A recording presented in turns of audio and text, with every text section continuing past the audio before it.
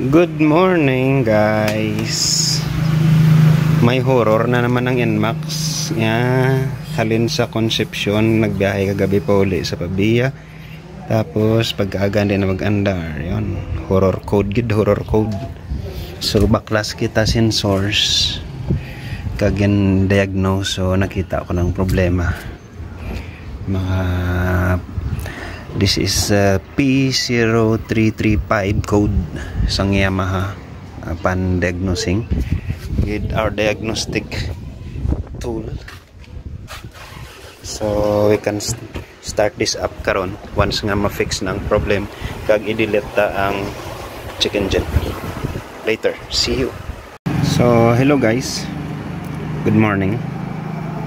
So ito yung mga horror 12 ng NMAX Aerox. So ang ginawa ko is naglagay tayo ng, this is around 15 or 20 amps na I terminal. So makapal ito. Yan, as you can see, makapal yan.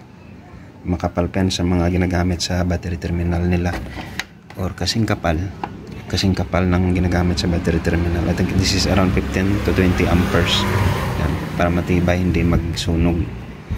So budget meal na safe. Yan. Kumpara mo dito sa socket terminal nila, which is wala na, burn, ice. Yan, wala na. So ayan ang umandar. Check engine P0335. So upon checking, ito yung bumungad sa akin. Bumungad ako ng amoy sunog. Yan, actually before nasunog na to, so dinirect lang to ng unang nag-ayos. So gagawin natin, lagyan din natin ng I terminal. Okay?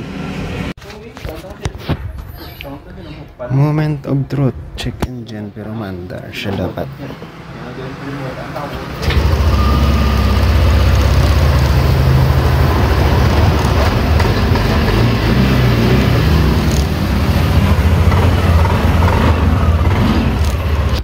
Na siya. Next is delete ang check engine right.